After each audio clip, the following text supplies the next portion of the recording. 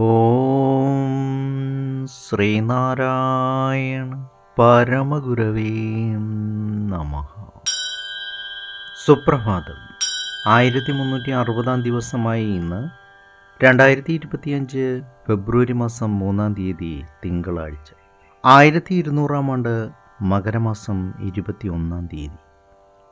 ഗുരുവചനങ്ങളിലൂടെ ഭാര്യ ഭർത്താക്കന്മാർ പരസ്പരം നിഷ്കളങ്കമായ സ്നേഹത്തോടെ എവിടെ വസിക്കുന്നുവോ അവിടം സകല ഐശ്വര്യസമ്പൂർണവും പുണ്യവും നിറഞ്ഞ കുടുംബമായി തീരും. ശ്രീനാരായണ ഗുരുദേവൻ.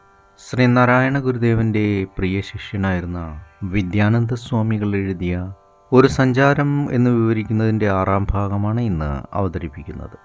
ഞങ്ങൾ എത്ര നിർബന്ധിച്ചിട്ടും വണ്ടിയിൽ കയറിയില്ല.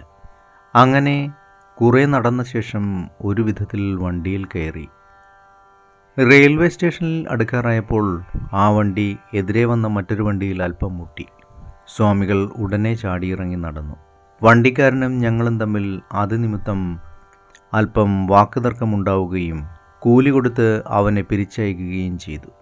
റെയിൽവേ സ്റ്റേഷനിൽ ചെന്നപ്പോൾ മധുരയ്ക്കുള്ള വണ്ടി വരാൻ പിന്നെയും വളരെ സമയമുണ്ടെന്നറിഞ്ഞു.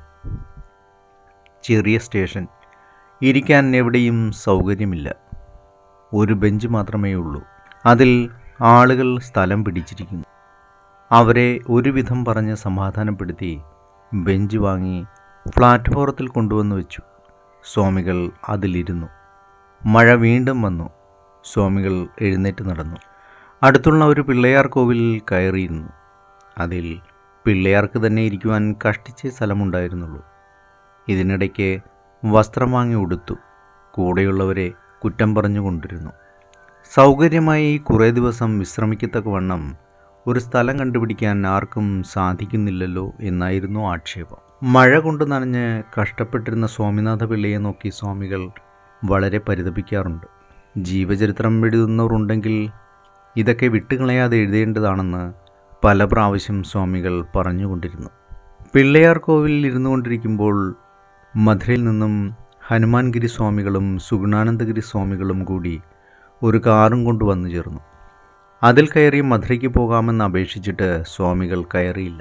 ട്രെയിനിൽ തന്നെ പോകണമെന്ന് പറഞ്ഞ് അങ്ങനെ തന്നെ തീർച്ചയാക്കി.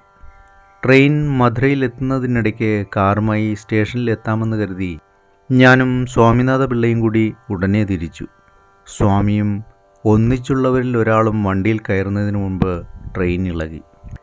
വണ്ടിയിൽ കയറിയ ശിഷ്യന്മാർ അടുത്ത സ്റ്റേഷനിൽ ഇറങ്ങി വീണ്ടും ചോളവന്താൻ സ്റ്റേഷനിൽ സ്വാമികളുടെ അടുക്കലെത്തി. അന്ന് പിന്നെ മധുരയിലേക്ക് പോകാൻ സ്വാമികൾ ഇഷ്ടപ്പെട്ടില്ല. ഏവർക്കും നന്മ നിറഞ്ഞ ഒരു സുദിനമായിരിക്കട്ടെ എന്ന് ആശംസിച്ചുകൊണ്ട് നിർത്തുന്നു. നന്ദി, നമസ്കാരം. ഗുരുധർമ്മം ജയിക്കട്ടെ. ശബ്ദം നൽകിയത് സുജേഷ് മഹേശ്വരി.